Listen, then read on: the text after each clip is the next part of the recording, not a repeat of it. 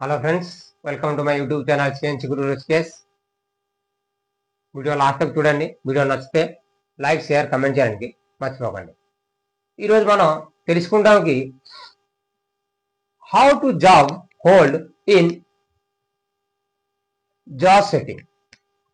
మనం ఎట్లా ఒక జాబ్ పెట్టినప్పుడు మనం ఎట్లా జాస్ సెట్ చేయాలి, దానికి జాస్ కరెక్ట్గా బోర్డ్ చేసుకోవాలి, దానికి మనం తెలుసుకుంటాం. మనం ఒక సపోజ్ మనం ఒక జాబ్ పెడుతున్నాం. ఈ జాబ్ మన చక్కు మీద మనం ఈ జాబ్స్ పెట్టి మనం కాంపోనెంట్ హోల్డ్ చేస్తున్నాం. ఇది హోల్డ్ చేస్తున్నాం. అప్పుడు ఈ హోల్డ్ చేసినప్పుడు దీనికి మనం ఈ కాంపోనెంట్ చేసినప్పుడు సపోజ్ ఈ మెటల్ మీద మన ఇది కాంపోనెంట్ వస్తుంది. ఓకే, ఈ కాంపోనెంట్ కి మనకి 40 డయామీటర్ చేయాలి, 20 బోర్ ఇచ్చారు. ఈ బోర్ చేసి మనకి బోర్ థిక్నెస్ మనకి చేయాలి. అప్పుడు ఈ థిక్నెస్ లో మనకి 12 ఇంచ్ ఇచ్చారు. థిక్నెస్ లో 12 ఇంచ్ ఇచ్చారు. అప్పుడు మనం కరెక్ట్ బోర్ చేయలేదు అనుకోండి, అప్పుడు ఏమవుతుందంటే ఈ మెయింటైన్ కావు, ఈ లెంత్ మెయింటైన్ కావు. అప్పుడు మనం ఏం చేయాలంటే జాస్ బోర్ కరెక్ట్ గా చేసుకోవాలి. జాస్ బోర్ పెట్టినప్పుడు మనం అవుట్ గా రాకూడదు. మనం జాస్ బోర్ పెట్టినప్పుడు అవుట్ రాకూడదు.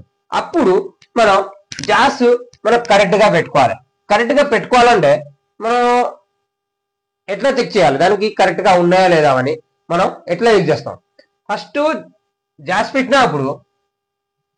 పెట్టిన తర్వాత మనం మామూలుగా ఒక టూల్ తీసుకొచ్చి, మనం ఏదైనా ఇంటర్నల్ టూల్ తీసుకొచ్చి మన ఓడిలో పట్టుకుంటే ఇంటర్నల్ టూల్ తీసుకొచ్చి చెక్ చేయాలి.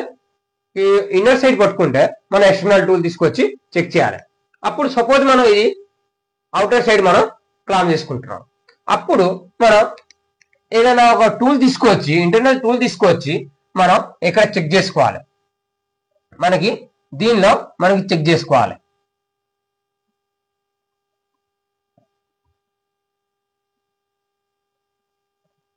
దీనిలో మనం చెక్ చేసుకోవాలి జాస్ మనకి కరెక్ట్ గా ఉన్నాయా లేదా, దానికి కరెక్ట్ గా ఉన్నాయా లేదా చెక్ చేసుకోవాలి.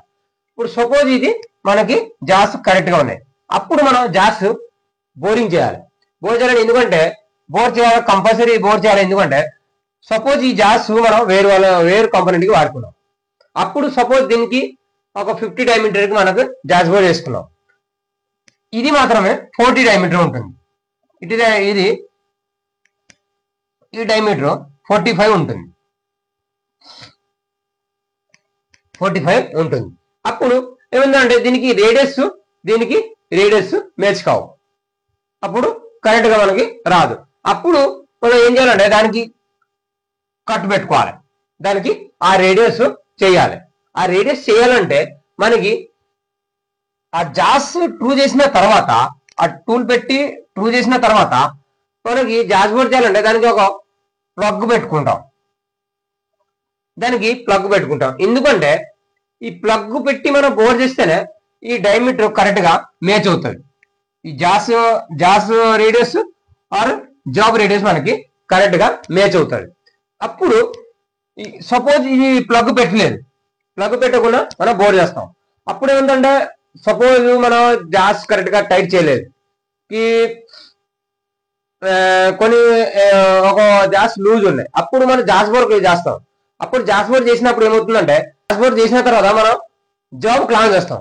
జాబ్ క్లాన్ చేసినప్పుడు మనకి జాస్ ఏంటంటే కొంచెం లేసినప్పుడు ఏంటంటే దీనికి కరెక్ట్ గా మ్యాచ్ కాదు, ఆ రేడియస్ మ్యాచ్ కాదు.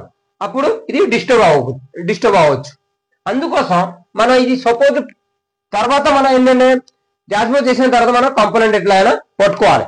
అప్పుడు దానికోసం ఇక్కడ ప్లగ్ పెట్టేసి మనం బోర్ చేస్తే అప్పుడు ఎంత ఏమైనా దానికి లేస్తుందా జాస్, అప్పుడు ఎంత లేసినా దీని ప్రకారమే ఉంటుంది. ఈ జాస్ ప్లగ్ ప్రకారమే ఆ బోర్ ఉంటుంది. అప్పుడు అదే మనం కాంపోనెంట్ పెట్టిన తర్వాత కూడా అదే లేస్తుంది. అప్పుడు ఆ రేడియస్ కరెక్ట్ గా మ్యాచ్ అయిపోద్ది. సేమ్ అందుకోసం మనం ఒక ప్లగ్ పెట్టి మనం బోర్ చేసుకుంటాం. ఈ ప్లగ్ పెట్టిన తర్వాత మనం దీనికి రేడియస్ పెడతాం. ఈ రేడియస్ మనం కట్ చేస్తాం. మనం ఎంత 45 డయామీటర్ కి మనం రేడియస్ చేయాలి. 45 డయామీటర్ కి మనం రేడియస్ చేసుకోవాలి. అప్పుడు ఈ 45 డయామీటర్ రేడియస్ చేసిన తర్వాత మనం జాబ్ క్లామ్ చేసుకోవాలి. అప్పుడు మనం రన్నర్ చూసుకోవాలి. దీనికి మనం రన్నర్ చూసుకోవాలి. ఎందుకంటే ఎక్కడైనా పట్టుకున్నప్పుడు సపోజ్ ఈ జాబ్ చేస్తున్నాం, ఈ జాబ్ లో మనకి టాలరెన్స్ ఇచ్చారు, దానికి టాలరెన్స్ ఇచ్చారు, ఆర్ సిమెట్రీ కూడా ఇచ్చారు, మనం ఏదైనా సింబల్స్ ఇచ్చారు. ఈ సింబల్ GD&T సింబల్ ఇచ్చారు. అప్పుడు ఈ డైమీటర్ కి మనకి ఈ హోల్ కి అడిగింది, డైమీటర్ అండ్ హోల్ కి అడిగింది ఎంతలో ఉండాలి, సిమెట్రీ మన 0.5 లో ఉండాలి, ఈ లెంత్ కూడా మనకి 0.3 లో ఉండాలి. అప్పుడు మనం ఈ సిమెట్రీ ఇప్పుడు జాస్బోర్డ్ చేస్తే మనకి ఈ రన్అట్ చెక్ చేయాలంటే దానికి రన్అట్ కూడా రాకూడదు, మన జాబ్ కి రన్అట్ కూడా రాకూడదు. అప్పుడు మనం జాస్బోర్డ్ చేస్తే కొంచెం కరెక్ట్ గా మనకి ఈ దీన్ని బట్టి మనం మెయింటైన్ అవుతుంది, కొన్ని కాంపోనెంట్ మనకి మెయింటైన్ అయిపోద్ది. అప్పుడు జాస్బోర్డ్ చేసిన తర్వాత కూడా మనం ఇక్కడ రన్అట్ చెక్ చేసుకోవాలి. మనకి జాస్బోర్డ్ చేసిన తర్వాత ఈ రన్అట్ చెక్ చేసుకోవాలి, ఎంత ఉన్నాయి రన్అట్, మనం 0.5 ఉన్నాయా 0.1 ఉన్నా దాన్ని బట్టి ఈ కాంపోనెంట్ కూడా దాన్ని బట్టి వస్తుంది. సపోజ్ ఇది ఫినిషింగ్ జాబ్ పెట్టినాం, ఒక ఫస్ట్ సైడ్ అంటే రా మెటీరియల్ ఉన్నాయి కాబట్టి మనం ఫస్ట్ సైడ్ ఒక కంప్లీట్ చేస్తాం. అప్పుడు సెకండ్ సైడ్ చేసినప్పుడు దానికి ఈ జాస్బోర్డ్ చేస్తాం కంపల్సరీ. కంపల్సరీ జాస్బోర్డ్ చేయాలి. చేస్తేనే మనకి ఈ రన్అట్ అని ఎక్కడ ఈ సిమెంట్ ఇచ్చిందా, ఈ సిమెంట్రీ జాస్బోర్డ్ చేస్తేనే వస్తుంది, లేదంటే మనం పేపర్ లో కూర్చుంటది. ఎందుకంటే ఈ డైమీటర్ కి ఈ బోర్ మనకి క్రాస్ గా ఉంటది. అప్పుడు సపోజ్ దీనిలో ఒక బేరింగ్ సూట్ అవుతుంది, దీనిలో ఒక ఏమైనా సాఫ్ట్ సూట్ అవుతుంది. ఈ బేరింగ్ సూట్ అయినప్పుడు ఏముందంటే క్రాస్ లో కూర్చుంటది. అప్పుడు ఆ బేరింగ్ లో ఏమైనా సాఫ్ట్ వస్తే ఆ సాఫ్ట్ పెడితే దానికి ఏమైనా క్రాస్ గా కూర్చుంటది. దానికోసం మనం జాస్బోర్డ్ చేస్తాం.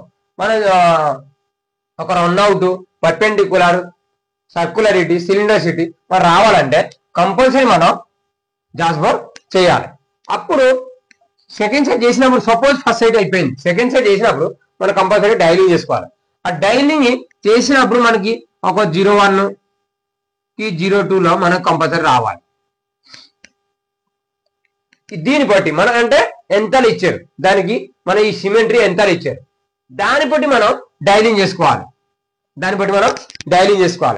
అప్పుడు ఈ కాంపోనెంట్ చేసినప్పుడు అప్పుడు ఈ బోర్కి, ఈ డైమీటర్ కి ఈ బోరు మనకి స్ట్రేట్ ఉంటుంది.